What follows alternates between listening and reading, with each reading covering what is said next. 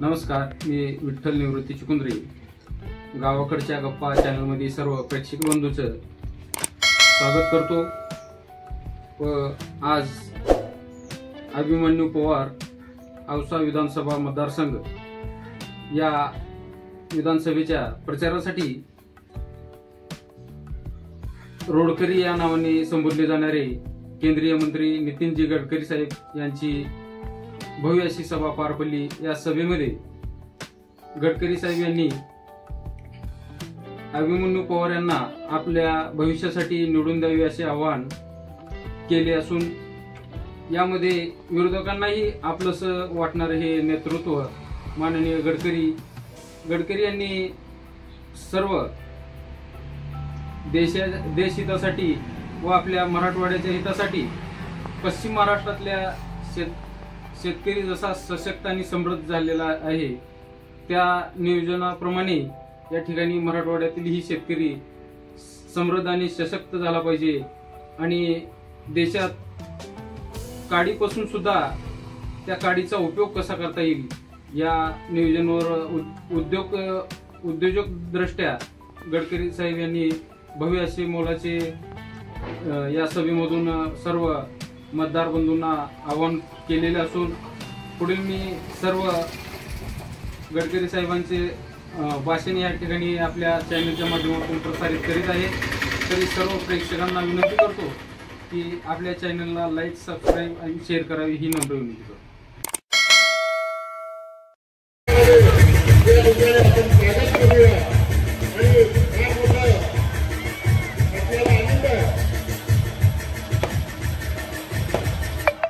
आपल्याला आनंद आहे. मी आत्ताच म्हणल्याप्रमाणे आज आपल्यामध्ये एक विकास पुरुष आज आपल्यामध्ये उपस्थित झालेला ते विकास पुरुष नामदार नितीनजी गडकरी साहेब यांना विनंती करतो की आपण या ठिकाणी संबोधित करावं. आपल्या सगळ्यांचे आवडते उमेदवार माझे सहकारी आदरणीय अभिमन्यू पवार विधानमंडळामध्ये अनेक वर्ष त्यांनी माझ्याबरोबर काम केलं असे बसवराज पाटील,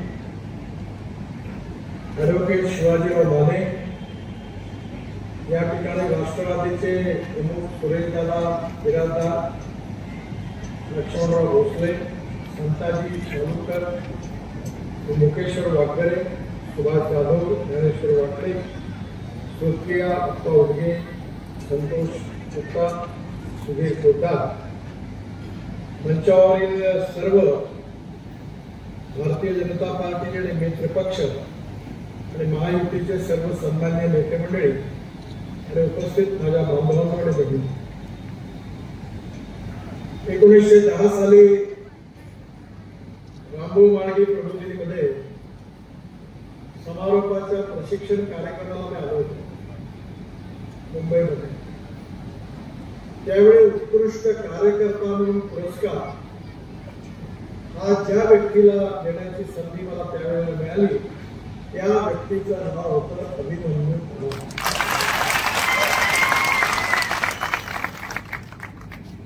जसं मुलाचे पाय पाण्यात दिसतात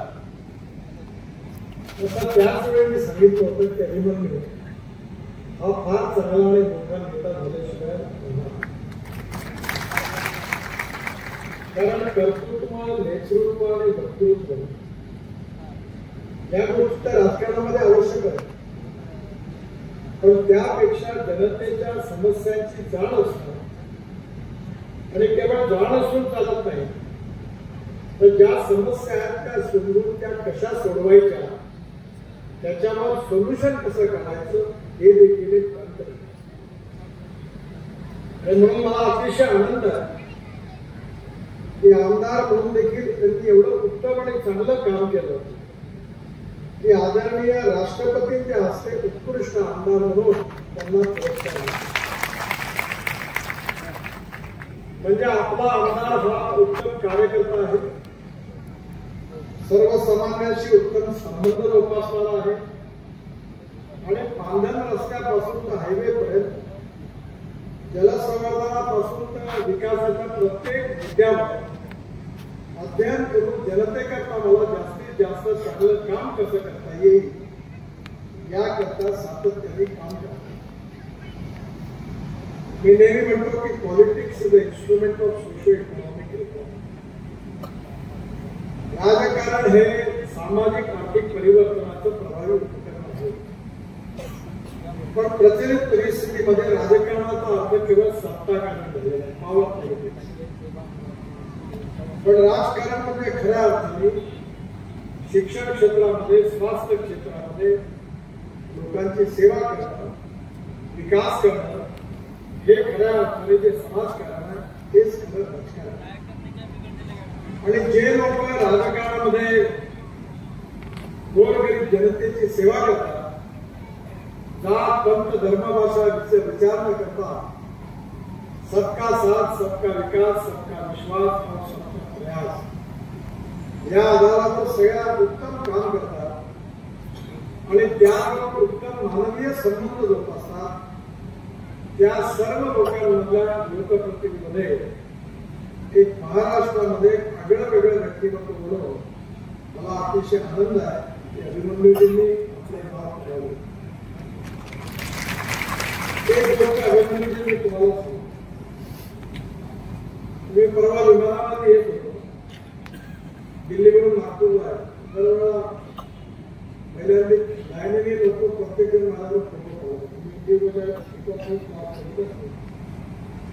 एअर होस्टेस नाराज झाली. मैंने अनाउंस किया सॉरी डोंट डिस्टर्ब, अब कोई आगे नहीं आएगा. थोड्या वेळाने लोक थांबले. 25-30 फोटो अटकले. मग थोड़ा हळूच माझ्या कानासमोर आली म्हणून सर मुझे भी आपके साथ फोटो दिखाना. आपने बताया कि डोंट डिस्टर्ब. मैं बोले आपको थोड़ा इधर आ जाइए, मेरा भाई आपका बड़ा फैन है, वो यूट्यूब पे सुनता है. मी तिच्याबरोबर फोटो काढायला बसलो होतो, तिकडनं कॅप्टन विमान हवेत होतो. बोला आप आगे पर आप वहां कौन बैठा है, नहीं तो जाएगा नीचे. तो गेला आणि दुसरे कॅप्टन आणि फोटो. माझ्या जवळच्या माणसाने मला सांगितलं देखो तो आपको बहुत चाहते हैं. मैंने कहा राजनीतिक कार्यकर्ता की अगर कोई कैपिटल, कोई प्रॉपर्टी होती है तो जात पंथ धर्म भाषा छोड़कर लोगों का प्रेम जो उसको हासिल होता है, विश्वास हासिल होता है, यही उसकी जिंदगी के ज्ञान, सत्ता, संपत्ती या सगळ्या गोष्टी महत्वाच्या आहेत. पण या सगळ्यांनी सौंदर्य या चारही गोष्टी नश्वर आहेत. म्हणजे तुम्ही राजकारणामध्ये असं म्हणता की anything can happen in cricket and politics. कधी कधी तुम्हाला जास्त मतं का मिळाली हे लक्षात येत नाही आणि कधी कधी लोकांनी तुम्हाला का हरवलं हे लक्षात येत. मी ज्यावेळी 1977 साली ज्यावेळी इमर्जन्सी होती आणि त्यानंतर 2 वर्षाने निवडणुका झाल्या, त्यावेळी मी एक कॉलेजमधला शिकणारा विद्यार्थी जनता पार्टीचं काम करत होतो. तर नागपूर जवळ एक शिंदवाडा नावाचा लोकसभा क्षेत्र होतं. तर तिथे कोणीच उमेदवार उभा राहायला तयार नव्हता. मला दिल्लीवरून फोन आला की तू जा आणि पुण्यातून उमेदवार तयार होता. मी गावामध्ये फिरलो, ज्याला विचारलं सगळे नाही मिळाले. मग एक टेलर भेटला. तो म्हणाला माहित जनता पार्टी का कार्यकर्ता पाहिजे. मी म्हणाला कोणीच भेट नाही. म्हणजे तू खडे होते होता. बोले आप बोलते होतो का खडा होतो.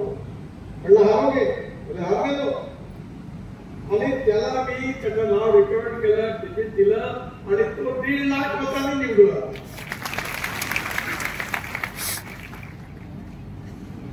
राजकारणामध्ये जनता ही भाग आहे आणि लोकप्रतिनिधी हा लोकसेवक आहे. आणि म्हणून आपल्याला लोकांची सेवा करायची आहे, त्यांचं जीवन सुसह्य करायचं आहे, तिथली सामाजिक आर्थिक परिस्थिती बदलवायची आहे, गाव गरीब मजदूर शेतकऱ्याचं कल्याण करायचं आहे. त्याची सतत मनामध्ये अस्वस्थता ठेवणारा एक संवेदनशील कार्यकर्ता म्हणून अभिमन्यूचं नाव संपूर्ण महाराष्ट्राला परिचित आहे. त्याचा मला अतिशय आनंदही आहे. बांधवांना बहिणींनो, ही निवडणूक आहे ही अभिमन्यूच्या भविष्याचा फैसला करणारी निवडणूक नाही. ही निवडणूक खऱ्या अर्थाने माझ्यासमोर बसलेल्या जनतेच्या भविष्याचा फैसला करणारी निवडणूक आहे. 1947 साली आपल्या देशाला स्वातंत्र्य मिळालं. आज 75 वर्ष झाली. 60 वर्ष राज्य करण्याची संधी काँग्रेस पक्षाला मिळाली. बैलजोडी होती, आपण सगळ्यांनी बैलजोडीवर ठपके मारले. मग गाय वासरू आला, गाय वासरूवर ठपके मारले. मग पंजा आला, डाव्या हाताचा की उजव्या हाताचा विचार न करता त्याच्यावर ठपके मारले. काँग्रेस अनेक वेळा फुटली. कधी रेड्डी काँग्रेस झाली, कधी चट्टी काँग्रेस झाली, कधी अर्स काँग्रेस झाली, कधी पवार काँग्रेस झाली, कधी राष्ट्रवादी काँग्रेस झाली, कधी समाजवादी काँग्रेस झाली. म्हणजे अनेक काँग्रेस तयार झाल्या आणि कधी 20 कलमी, 40 कलमी, 5 कलमी कार्यक्रमाची घोषणा केली. गरिबी हटावचा नारा दिला. लोकांनी भरभरून मतं दिली. पण कुणाची गरिबी हटली का? नाही हटली. हा, ही गोष्ट खरी आहे. जे घडलेलं आहे ते सत्य आहे, ते तर मान्य केलंच पाहिजे. काँग्रेसच्या नेत्यांची, कार्यकर्त्यांची, चेले चपाट्यांची आणि चर्चेची मात्र गरिबी हटली.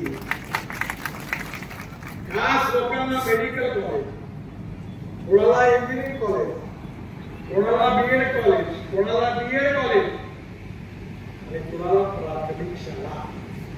शिक्षकाला अर्धा पगार कमी, अर्धा पगार कमी आणि गावोगावी त्यावेळी काँग्रेस राष्ट्रवादीची रोजगार कमी.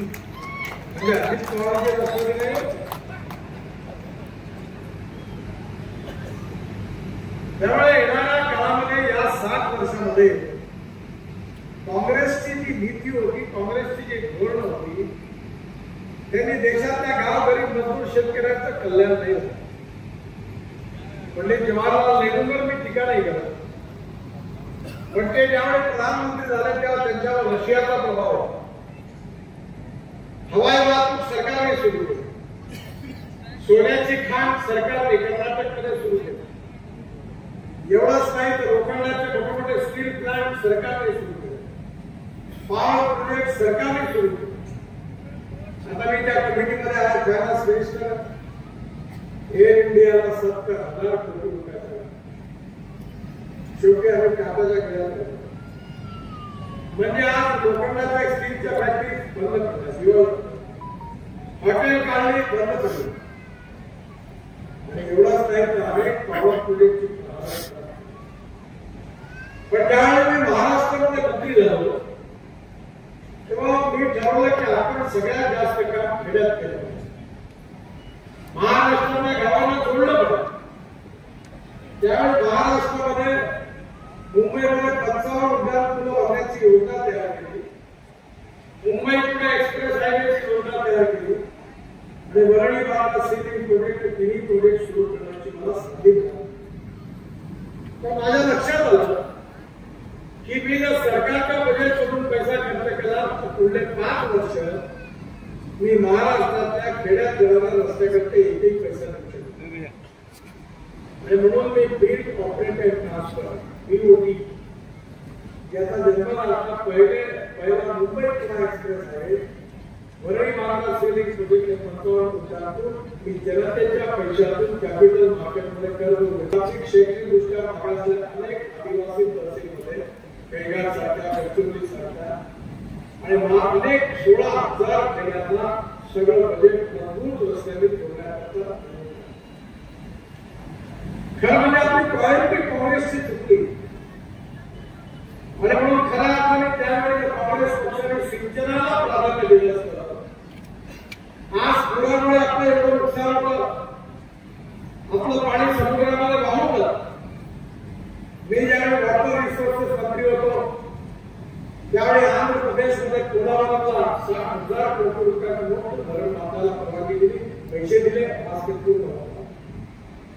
पण त्या धरण बांधल्यानंतर 1300 TMC पाणी समुद्रात वाहून जातं. मी त्यावेळी 49 योजना तयार केल्या, नदी जोड केल्या. ती योजना ही होती की गोदावरीचं समुद्रात जाऊन वाहणारं पाणी जे आहे ते गोदावरीचं पाणी कृष्णेमध्ये, कृष्णेचं पेनार कर्नाटकमध्ये आणि तामिळनाडूमध्ये पाण्याकरता भांडणच राहिलं नसतं. सगळं तामिळनाडू, कर्नाटक, सुजलाम सुफलाम. हा अनेक ठिकाणी प्रश्न आहे. बिहारमध्ये नेपाळमधून भरपूर नद्या येतात आणि या सगळ्या नद्याला एवढा पूर येतो की सगळी गावं उद्ध्वस्त होतात. दरवर्षी 3.5 लाख ते 4.5 लाख करोड रुपयाचं नुकसान पुरामुळे होतं. ब्रह्मपुत्रेला पूर येतो, अनेक ठिकाणी आपल्याला माहिती आहे. आणि त्याकरता जसं आपण पावर ग्रीड तयार केलं की इकडे पावर कमी पडली तर तिकडे देता येते, तसंच आपण एक प्रकारे रस्त्याचं ग्रीड तयार केलं नॅशनल हायवे. पहिल्यांदा मला माहिती नाही तुमच्या इथे जागृती हैदराबादला इथून जायला किती तास लागायचे, आज किती तास. परिस्थिती बदलली. आता मी पुण्यापासून औरंगाबाद पर्यंत संभाजीनगर एक्सप्रेस हायवे बांधायला घेतला. सध्या 9 तास लागतात, पण पुढल्या 2 वर्षामध्ये पुण्यातून औरंगाबादला 2 तासात आणि औरंगाबादवरून नागपूरला 2.5 तासात, म्हणजे 4.5 ते 5 तासामध्ये नागपूरला पोहोचलो. आता मी दिल्ली ते डेहराडून हायवे बनवला, 9 तास लागतात. आणि जो जुना रस्ता तो त्याला 7 तास लागतात. आणि आता नवीन रोड बांधलेला आहे जानेवारी 2 तास.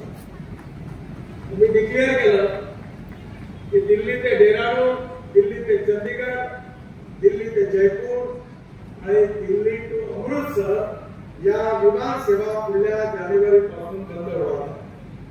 कारण बघा 1 तास आधी घरून जायला मला पाऊण तास, जाण्याकरता 1 तास, उतरला डेहराडूनला 1 तास, 4 तास डेहराडूनला लागतात. त्याच्याऐवजी 2 तासात आपल्या घरी पोहोचतील. म्हणजे आज आपण मोठ्या प्रमाणावर आज रस्त्याचं जाळं विकलं, त्याचं कारण आपण कॅपिटल मार्केट करून मोठ्यावर पैसा मिळवतो. मला या गोष्टीचा आनंद अभिमान आहे की ज्यावेळी मी मंत्री होतो त्यावेळी अटल बिहारी वाजपेयींनी मला बोलवलं. ते प्रधानमंत्री होते आणि त्यांनी मला सांगितलं, आदेश दिला की तिथे प्रत्येक गावाला जोडणारी योजना तयार करत असताना माझ्या अध्यक्षतेखाली कमिटी तयार झाली आणि पहिल्यांदा मी एक योजना तयार केली आणि ती योजना 3 महिन्यात तयार करून वाजपेयी साहेबांना सोपवली. आणि त्याच्यानंतर 1 महिन्यानंतर त्यावेळेचे राष्ट्रपती डॉक्टर अब्दुल कलाम साहेब यांनी त्या योजनेची घोषणा केली.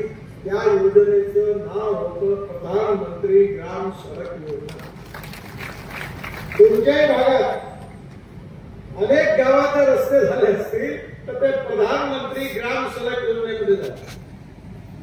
म्हणजे या देशामध्ये 6.5 लाख गाव आहेत, त्यापैकी 3.5 लाख गावांना मजबूत रस्त्याने जोडण्याचं काम देशाच्या इतिहासात पहिल्यांदा कोणी केलं असेल तर अटल बिहारी वाजपेयी यांनी केलं, याचा मला अभिमान.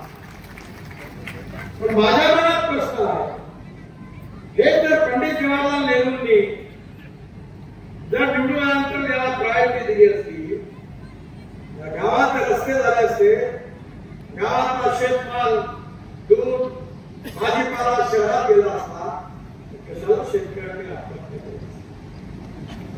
आज खऱ्या अर्थाने आपले गाव समृद्ध आणि संपन्न झाले, पण गावात जायला रस्ते नव्हते, प्यायला शुद्ध स्वच्छ पाणी नव्हतं, गावात शाळेची बिल्डिंग होती तर शिक्षक नव्हते, शिक्षक होते तर बिल्डिंग नव्हती, दोन्ही होतं तर विद्यार्थी नव्हते आणि तिन्ही होतं तर शिक्षण. परिस्थिती अशी होती की सरकारी दवाखान्याची हालत अशी होती की डॉक्टर होते तर नर्स नव्हती, नर्स होते तर डॉक्टर नव्हते, दोन्ही होते तर दवाई नव्हती आणि तिन्ही होतं तर कोण मला जायला शिकवत.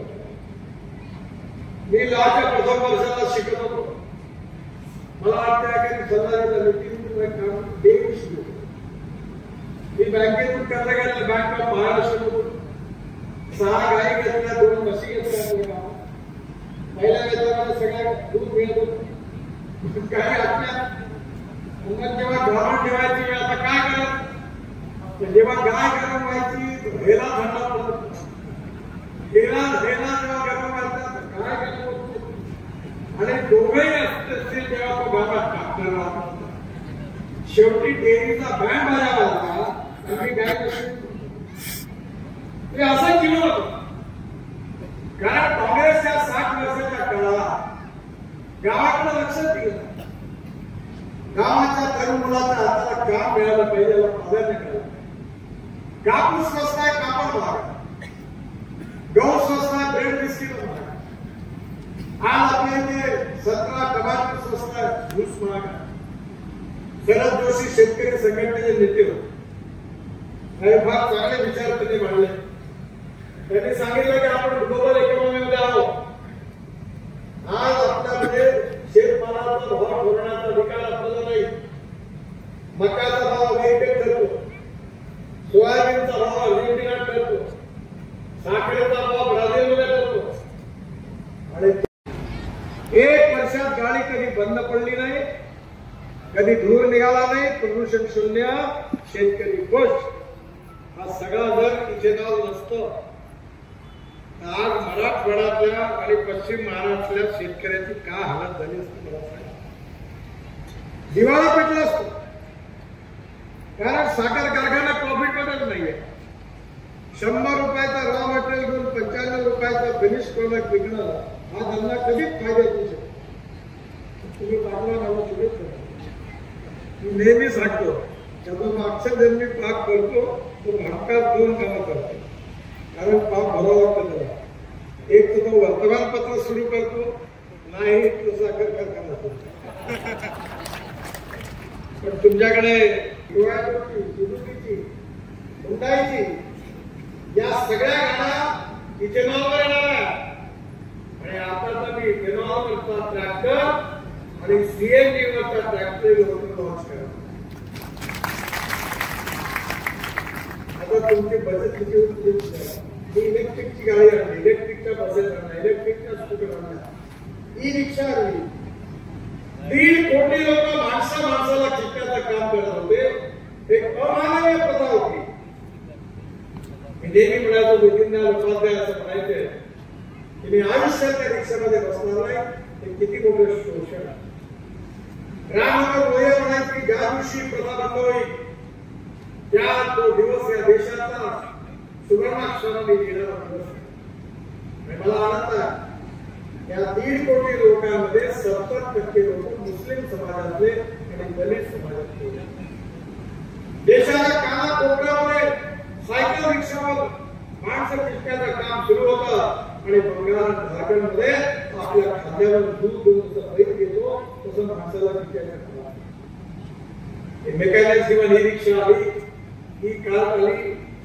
आता 1 क्विंटलचा पोटा पुणे मजदूर आपल्या पाठीवर ठेवत नाही. आज 1.5 कोटी गरीब लोकांना मुक्ती मिळाली मानवी शोषणापासून आणि नवीन प्रथा. इलेक्ट्रिकच्या ट्रक आला, इलेक्ट्रिकच्या बसेस आला, इलेक्ट्रिकच्या स्कूटर आला.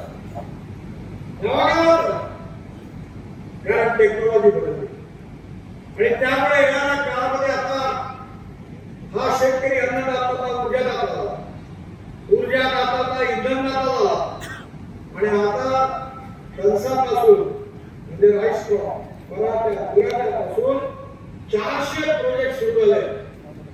आणि माझी विनंती आहे अभिनंदनला टेक्नॉलॉजी कन्सल्टंट मला अपॉइंट करून घे. 1 रुपयात मी घेणार. चिपारा त्यातून वीज तयार करण्यापेक्षा सीएनजी तयार करा. आणि या सगळ्या निलंगा भागात असलेले इथले सगळे या औषध आणि सगळ्या क्षेत्रातले truck, buses, scooter, motorcycle, tractor हे सीएनजीवर चालणारे होते. महिंद्रा कंपनीने सीएनजीवर चालणारा ट्रॅक्टर लॉन्च केला. त्या सीएनजी म्हणजे 100 रुपयाचा डिझेल जिथे लागेल तिथे फक्त 55 रुपयाचा सीएनजी. प्रदूषण नाही.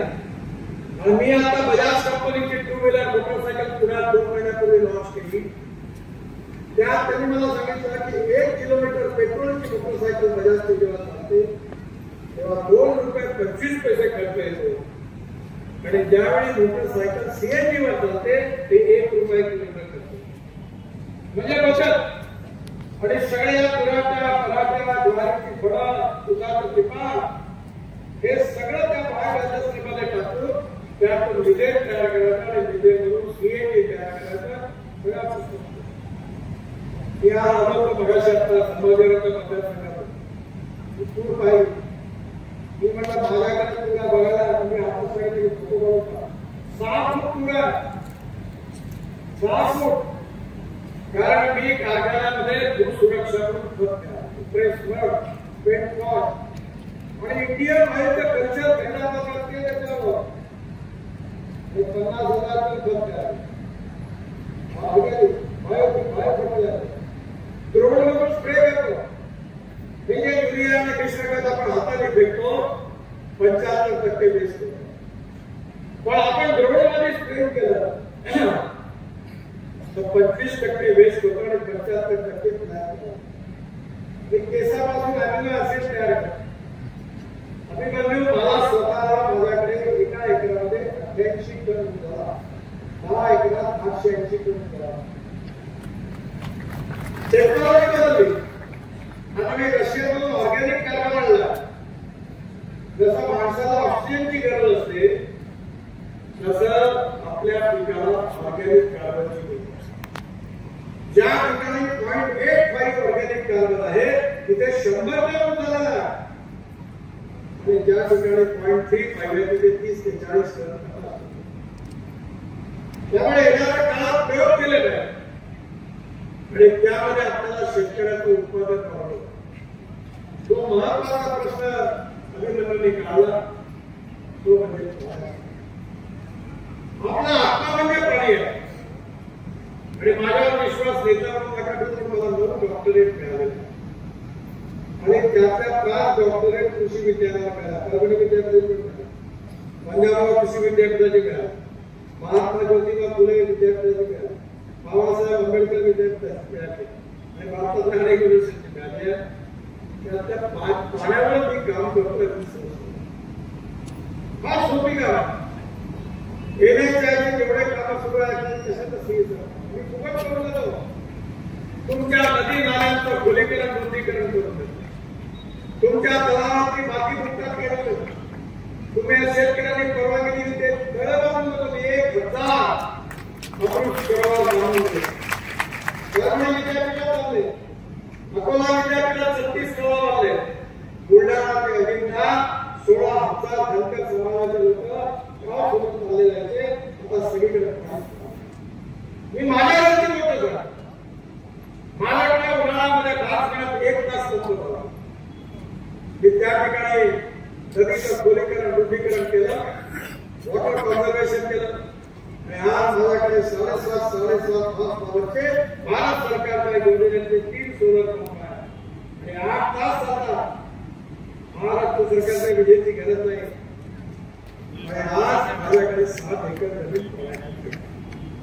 जर पाणी मिळालं तर आपण उत्पन्न 2.5 पट देऊ. भारत सरकारमध्ये आम्ही स्पेशल योजना तयार केली आहे की प्रत्येक ठिकाणी विहीर असेल तर त्या ठिकाणी सौर ऊर्जेचा वापर. येणाऱ्या काळामध्ये आपला शेतकरी समृद्ध झाला पाहिजे. गाव आणि मजबूत शेतकऱ्याचं कल्याण झालं, आत्मनिर्भर भारत झाला पाहिजे. आणि एवढंच नाही जगात विश्वगुरु बनवून जगातली 3री महान आर्थिक व्यवस्था मुख्य अर्थव्यवस्था म्हणून भारत तयार झाला. आत्मनिर्भर भारत झाला पाहिजे हे आमचं स्वप्न. म्हणून या राज्याचं या देशाचं या राज्याचं भविष्य बदलणं याकरता चांगली पार्टी आणि चांगले नेते निवडा तरच ते करू शकतो. मी लोकांना नेहमी एक प्रश्न विचारतो की तुम्ही रेस्टॉरंटमध्ये जाता तेव्हा नाही बघत आपला जातवाला चला इथं तुम्हाला चांगली चव असताना रेस्टॉरंट पाहिजे. तुम्हाला हार्टचं ऑपरेशन करायचं असेल तसं नाही म्हणत की आपला जातवाला डॉक्टर याच्याकडे करून घ्या. पण निवडणुकीमध्ये तुम्हाला तुमचं भविष्य बदलणारा चांगला उमेदवार मिळाला तरच तुमचं भविष्य बदलू शकतं. जी पार्टी आणि जो उमेदवार तुमचं भविष्य बदलू शकतो तो अभिनंदनच्या रूपाने उभा आहे. आणि तुम्ही चांगल्या उमेदवाराच्या या किल्लारीचं या सगळ्या भागाचं चित्र बदलल्याशिवाय राहणार नाही हा विश्वास तुम्हाला देण्याकरता आणि ज्यामुळे विकासावर बोलता येत नाही तेव्हा जनतेला गुमराह करण्याचा प्रयत्न. मागच्या लोकसभेच्या निवडणुकीमध्ये सांगितलंय काय सांगितलं की भारतीय जनता पार्टीवाले ते निवडून आले बाबासाहेबांचं संविधान बदललं. बाबासाहेबांचं संविधान कोणी बदलवू शकत नाही, आम्ही बदलवून देणार नाही आणि कोणाची बदलण्याची हिंमत नाही. मी कायद्याचा विद्यार्थी मला एक पेपर होता कॉन्स्टिट्यूशन त्यामुळे 4 पार्ट मध्ये कॉन्स्टिट्यूशन आहे. पहिला पार्ट मूलभूत तत्व आहे त्याच्यावर केशवानंद भारती केस झाली होती आणि त्या केस मध्ये सुप्रीम कोर्टाचे चीफ जस्टिस आणि त्याचबरोबर 10 न्यायमूर्तींनी निर्णय दिला की silent features of the constitution cannot be change. भारतीय घटनेचे मूलभूत तत्व बदलता येत नाही. ही मूलभूत तत्व कोणती आहे? लोकतंत्र, समाजवाद, धर्मनिरपेक्षता, freedom of speech, fundamental right हे बदलूच शकत नाही. आणि त्यानंतरच्या 3 पार्ट मध्ये घटनेला तोडण्याचं मरवण्याचं काम कोणी केलं असेल तर काँग्रेस केलं. 75 साली ज्यावेळी इमर्जन्सी लागली त्याच्या आधी अलाहाबाद हायकोर्टाचा निर्णय आला. इंदिराजींच्या विरोधात हायकोर्टाने निर्णय दिला त्यावेळी याच काँग्रेस पार्टीने आपल्या स्वार्थाकरता संविधानाची 80 तशी केली, तोडमरोड केली आणि 77 साली जनता पार्टी निवडून आल्यानंतर त्या सगळ्या घटना दुरुस्त रद्द करण्याचं काम जनता पार्टीने. ज्या पार्टीने घटना तोडली जे आज आपली घटना घेऊन त्याला विचारा तुझ्या हाजीने काय केलं होतं, तुझ्या पक्षाने काय केलं होतं त्याचं उत्तर नाही. आणि म्हणून एकच गोष्ट लक्षात ठेवा कन्व्हिन्स करता येत नाही तेव्हा कन्फ्युज करण्याचा प्रयत्न. मुसलमानांना सांगत कि ये भाजपा वाला खतरनाक इलेक्शन कराएंगे तो आपको कटवा देंगे, पाकिस्तान भिजवा देंगे. मसला है तो पंजे पे बोलना भीती निर्माण करा. मला सांगा मोदी सरकारच्या 67 केली गॅस सिलेंडर शेगडी आपण उज्ज्वला योजनेतून 9.5 कोटी गरीब लोकांना दिले. आयुष्य योजनेमध्ये 15 कोटी लोकांना फायदा दिला. लाडका बाई योजनेमध्ये आता अनेक आपल्या महिलांना पैसे मिळून आले. कुठे लिहिलाय का की दलित आणि मुसलमानांना या योजनेत अर्ज करता येणार नाही? सगळ्यांना अर्ज करण्याचा अधिकार आहे. जात पंथ धर्म भाषेच्या आधारावर कोणालाही डिस्क्रिमिनेट केलं नाही. म्हणून माझी आपल्याला विनंती आहे की कोणाच्याही हे जे भडकावे आहेत यात घेऊ नका. आपल्या भविष्याकरता अभिनंदनाला निवडून द्या. आज माझ्या 8 सभा आहेत. काळजी करू नको, तू निवडून ये. दिल्लीला तू म्हणशील तेवढे येण्याच्यावर ते काम करून दे.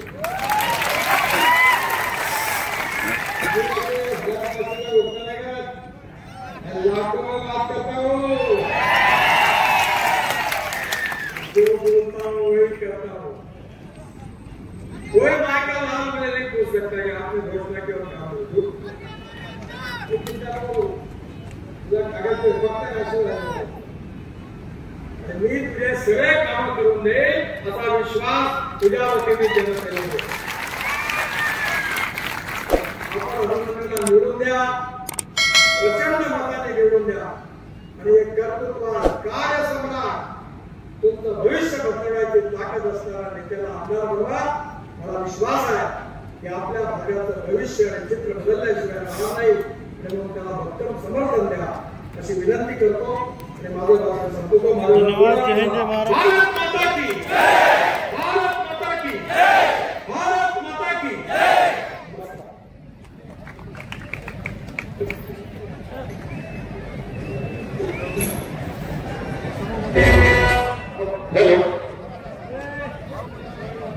आधुनिक टेक्नॉलॉजीचं विद्यापीठ म्हणून आम्ही ज्यांच्याकडे पाहतो ते नामदार आदरणीय नितीन गडकरी साहेब यांच्या